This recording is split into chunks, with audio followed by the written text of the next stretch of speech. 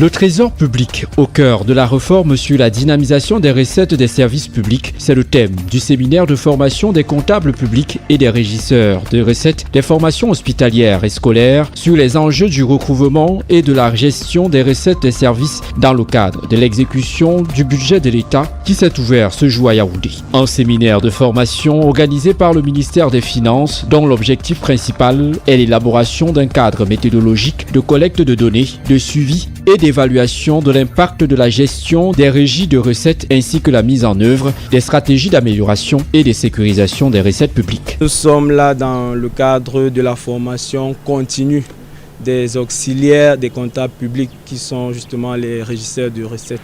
Dans notre séminaire, justement, s'inscrit dans ce cadre-là. Le séminaire porte sur la redynamisation des recettes de services, notamment. Nous avons voulu cibler les recettes de services affectés, les formations hospitalières et également les formations scolaires. Pourquoi nous les avons ciblées? Justement parce que, vous savez, il s'agit des recettes dont ils ont l'utilisation, c'est-à-dire que l'usage leur revient.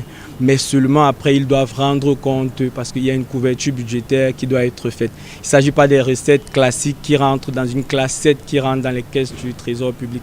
Il s'agit des recettes dont ils ont la charge justement de l'utilisation. Mais sauf qu'après, puisqu'il s'agit des deniers publics, ils doivent nous rendre compte justement de l'exécution de ces recettes.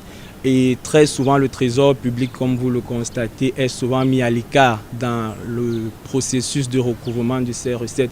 Le trésor se voit aujourd'hui substitué ou alors remplacé par des institutions financières, bancaires, vous voyez, en violation des dispositions du régime financier de 2018 qui consacre le monopole du trésor public en matière de recouvrement des recettes publiques. Donc nous allons échanger, nous allons partager avec eux, nous allons les sensibiliser sur les bonnes pratiques en la matière, surtout en mettant un accent sur la réglementation en vigueur. Cette mission se déroulant auprès des 13 circonscriptions financières du Trésor public du 23 mai au 7 juin 2022 devra permettre aux différents participants à la fin des travaux d'élaborer le plan de trésorerie et la tenue de la comptabilité décrit par les supports comptables sécurisés de l'État, tout en veillant au suivi des procédures telles que prévues par la réglementation en vigueur, afin de mieux contrôler et de corriger les erreurs de fraude éventuelles.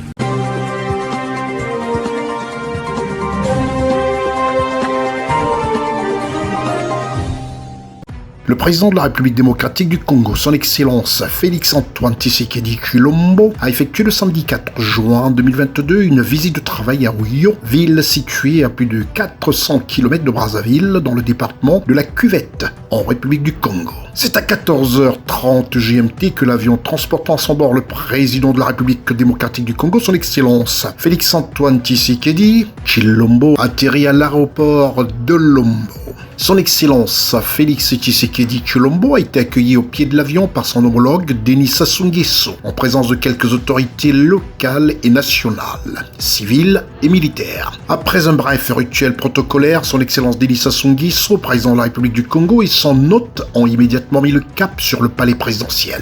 Cette visite de travail intervient dans un contexte marqué de bonnes relations d'amitié et de coopération entre les deux pays. Les deux chefs d'État ont articulé leurs échanges autour de la situation de tension entre Kinshasa et Kigali suite aux attaques des rebelles du M23 dans les territoires de Nitsourou et Nyiragongo il y a 2 semaines, provoquant des déplacements massifs des populations. Kinshasa accuse Kigali de soutenir les rebelles du M23. Face à cette situation, le président de la République du Congo souhaite un règlement immédiat et définitif. J'ai toujours soutenu qu'il fallait plutôt construire des ponts au lieu de construire des murs.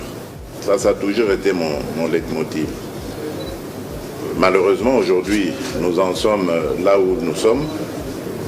Je suis le premier affecté, comme je le disais, et j'espère que la situation n'en restera pas là. L'implication du chef de l'État congolais, son excellent Denis Sassou Nguesso, dans la résolution de la crise entre la RDC et le Rwanda est vivement souhaitée pour avoir fait ses preuves en matière de différends dans le continent. Mais d'abord, je remercie le grand frère président Denis Sassou Nguesso.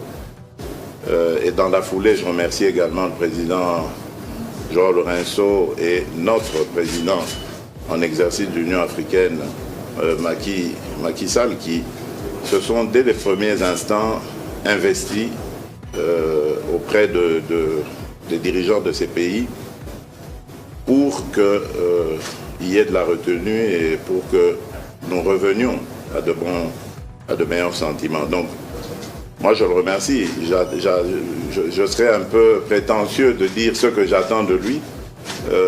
Vous comprendrez que lorsque je lui envoie les remerciements, c'est parce que je crois qu'il joue son rôle de patriarche, d'aîné, avec son expérience, avec ses conseils. Je crois qu'il va arriver à ramener la situation à la normale.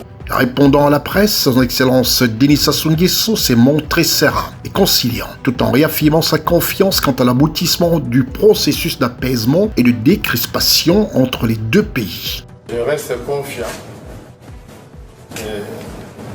Je garde un contact permanent avec le président Kagame, qui il n'y a pas longtemps a effectué une visite d'État ici au Congo, était à Brazzaville, est venu ici et nous avons eu des entretiens fructueux.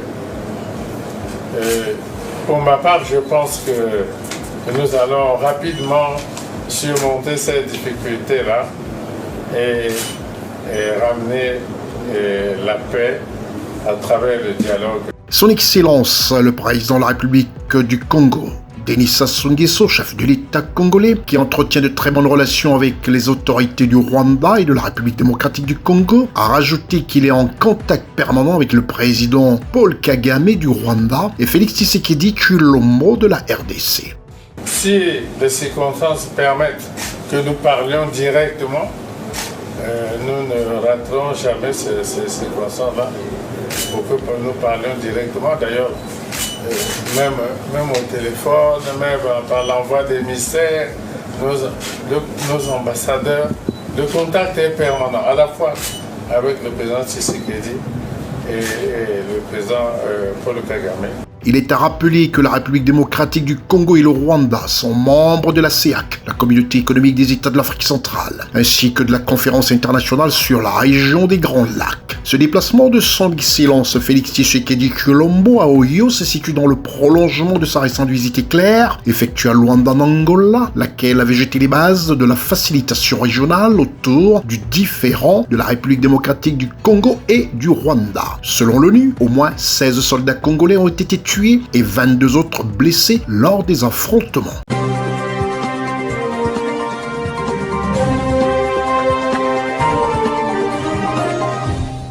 Le travail de mémoire et de réconciliation entre la République démocratique du Congo et le Royaume de Belgique se poursuit avec la visite officielle du roi Philippe de Belgique en République démocratique du Congo. L'avion transportant à son bord le monarque belge a atterri à Kinshasa ce mardi 7 juin 2022, pays que son ancêtre a jadis gouverné. Son Excellence Félix Tshisekedi, président de la République du Congo, et son épouse ont accueilli le roi Philippe et la reine Mathilde sur le tarmac de l'aéroport international de Kinshasa. Cette visite a été reportée à plusieurs reprises, notamment en raison de la pandémie, mais cette fois accompagné de la reine Mathilde et du Premier ministre Alexander De Croo. Ce voyage historique de 6 jours intervient 2 ans après que le roi Philippe a écrit au président congolais Félix Tshisekedi pour lui exprimer ses profonds regrets pour les blessures du passé. Selon le palais belge et la présidence congolaise, les deux parties parleront passé colonial, diplomatie, politique, économie et sécurité. La colonisation du Congo par la Belgique a été l'une des plus dures imposées par les puissances européennes qui ont régné sur la majeure partie de l'Afrique à la fin du 19e et au 20e siècle. Le roi Léopold II, le frère de l'arrière-arrière-grand-père de Philippe, a supervisé la conquête de ce qui est aujourd'hui la République démocratique du Congo, gouvernant le territoire comme sa propriété personnelle entre 1885 et 1908 avant qu'il ne devienne une colonie belge.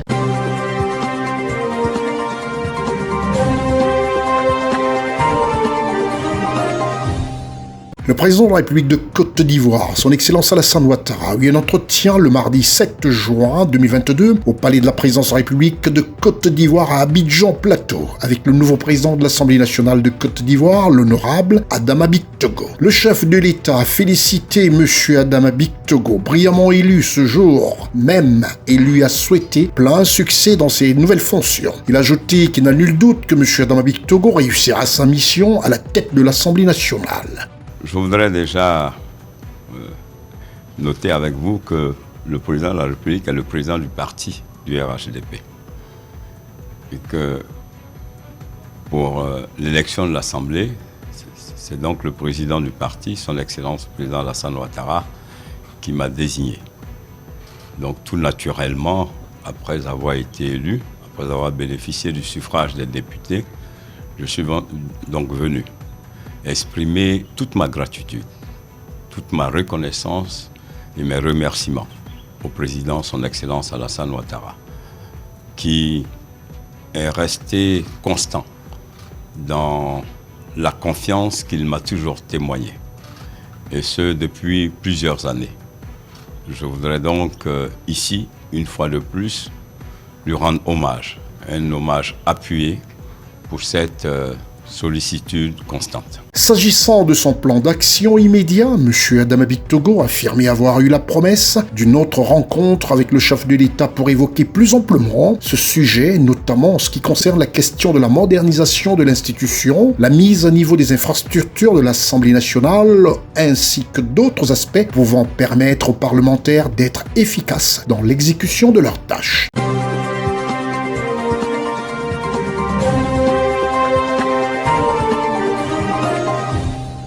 Veiller à la bonne formulation des programmes et des objectifs associés, ainsi qu'à la fiabilité des indicateurs de performance au regard des priorités arrêtées dans le document de planification stratégique de l'État. Veiller au respect des périmètres de programmes des départements ministériels tout en assurant la cohérence de l'action gouvernementale. Voilà les dispositions du nouveau format tel qu'inscrit dans le décret du Premier ministre chef du gouvernement Joseph Dion-Bouté le 30 avril 2021 dernier, portant réorganisation du comité interministériel d'examen des programmes. Les travaux de la première session du dit comité se sont ouverts ce lundi 30 mai 2022 à Yaoundé, présidé par le ministre des Finances, Louis Paul Motazeux, par ailleurs président du dit comité, en présence des membres du gouvernement. Un moment de réflexion qui s'est ouvert sur les innovations et les nouveaux enjeux du comité interministériel d'examen des programmes présenté par le patron des finances du Cameroun. Ce serait déjà bien pour les administrations de disposer de cas de performance attrayants, avec des objectifs et des indicateurs sophistiqués. Mais ce qui serait encore plus intéressant, c'est que tous les acteurs ministériels travaillent au quotidien dans l'optique de faire vivre ces instruments dans le respect du régime financier de l'État et des autres entités publiques qui met le responsable de programme au cœur du pilotage de la performance. En effet, les responsables de programme doivent devenir, pour notre administration publique, ce que sont les managers des unités opérationnelles dans les grandes entreprises, c'est-à-dire des pilotes, des coordonnateurs, des leaders. Il nous revient de les aider à assumer leur prise de risque, à pouvoir redéployer les ressources en fonction des priorités dans une logique de pilotage, à être en mesure de défendre une vision stratégique en mobilisant leurs équipes autour d'objectifs bien définis. La diffusion de la culture de responsabilité formalisée dans les programmes ne saurait donc être une façade.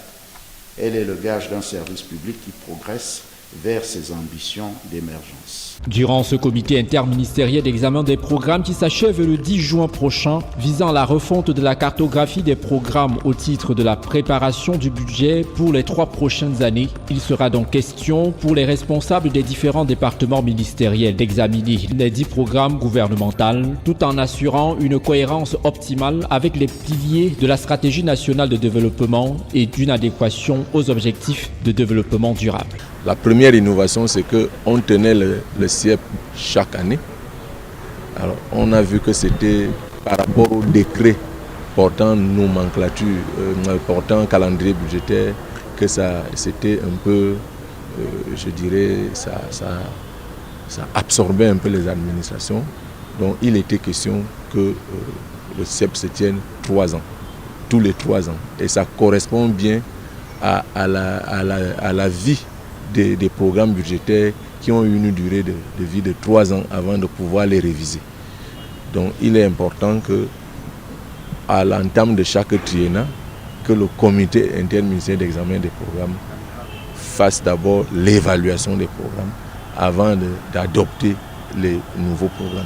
L'un des objectifs majeurs de cette première édition du nouveau format du CIEP est de proposer une nouvelle cartographie des programmes à soumettre à la validation du Premier ministre chef du gouvernement. Une démarche qui permettra au gouvernement de consolider les cadres logiques des programmes des ministères et institutions afin d'améliorer la qualité des documents budgétaires à soumettre au Parlement, avec un accent particulier sur les éléments de performance des programmes auxquels seront allouées les ressources publiques pour le prochain triennat. À ces missions traditionnelles de l'instance stratégique de suivi et d'évaluation des politiques publiques vient s'en ajouter de nouvelles, notamment l'évaluation de la performance des programmes pour le compte du gouvernement, veiller au respect des dispositions de contrôle interne et de contrôle de gestion et enfin s'assurer de la fiabilité des systèmes statistiques de collecte d'informations budgétaires nécessaires au suivi de la performance des programmes. Avec l'introduction de nouveaux profils en lien avec les métiers des finances publiques, l'organisation administrative et statistique, la prise en compte des thématiques transversales telles que la décentralisation, le genre, le bilinguisme et le multiculturalisme ou encore l'environnement et le développement durable dans la définition des programmes, la revue de la périodicité de la tenue des sessions du CIEP qui passe d'une fois par an à une fois tous les 3 ans afin de permettre aux différentes administrations de disposer d'une période conséquente pour mieux apprécier l'évolution des indicateurs mesurant le niveau d'impact de la mise en œuvre des dispositions publiques sur l'environnement socio-économique. Des innovations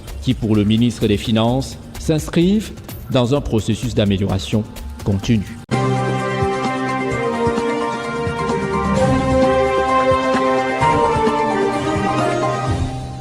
Son Excellence Alassane Ouattara, président de la République de Côte d'Ivoire, a échangé le mardi 7 juin 2022 au Palais de la Présidence de la République de Côte d'Ivoire, successivement avec le nouveau secrétaire général du Conseil africain et malgache pour l'enseignement supérieur, le CAMES, M. Souleymane Konaté. Le professeur Souleymane Konaté a dit être venu remercier le chef de l'État pour avoir soutenu et porté sa candidature au poste de secrétaire général du CAMES et lui faire également le compte rendu du déroulement de l'élection. Il en a profité pour lui exprimer toute sa gratitude et sa reconnaissance. L'objet de cette visite était de venir d'abord transmettre tous les remerciements à son Excellence pour avoir donc soutenu cette candidature, pour l'avoir portée. Et le deuxième objectif, c'était de présenter le secrétaire général du CAMES par Monsieur le ministre de l'Enseignement supérieur et de la Recherche scientifique. Et le troisième objectif, c'était de faire le compte rendu du déroulement de la campagne de l'élection à son Excellence, Monsieur le chef de l'État. Voilà un peu l'objet de notre visite et qui s'est très bien passé. Et nous avons reçu les félicitations donc, de son Excellence, Monsieur le Président de la République, et tous ses encouragements. Et voilà, nous sommes très reconnaissants par rapport à cette audience. Et vraiment, merci pour tout.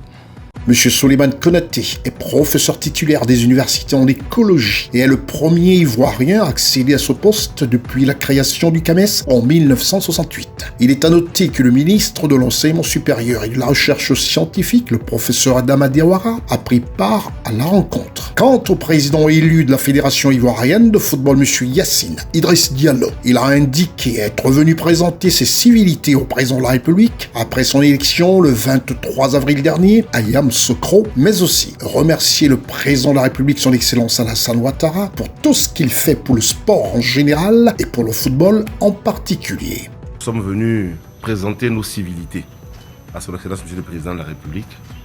Nous sommes venus aussi le remercier pour tout ce qu'il fait pour le sport en général et pour le football en particulier. Nous sommes venus prendre des conseils auprès de lui suite à notre élection. Nous sommes venus lui confier, en tant que guide de notre pays, en tant que capitaine des éléphants, notre équipe nationale qui doit participer à la CAN 2023. Les défis déjà, c'était d'avoir un sélectionneur dans des délais très courts, de monter une équipe compétitive, c'est ce que nous sommes en train de faire. On a déjà eu un premier match à Yamoussoukro.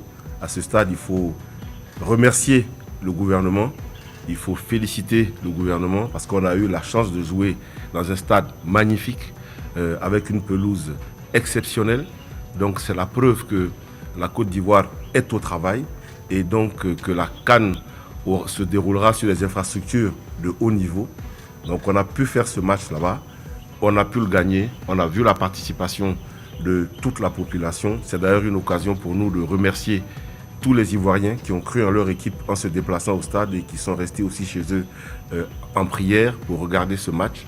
Nous sommes donc dans une dynamique qui est positive et que nous espérons pouvoir tenir jusqu'à la CAN elle-même en 2023. Il est à noter que le ministre directeur du cabinet du président de la République, M. Fidel Sarasoro, le ministre secrétaire général de la présidence de la République, M. Abdourahmane Sissé, le ministre des Sports, M. Paulin Bon, et le président du comité d'organisation de la CAN 2023, le ministre Albert François Micha, ont pris part à cette rencontre à la présidence de la République de Côte d'Ivoire. Restez des nôtres et bonne suite des programmes sur CNN et MTV.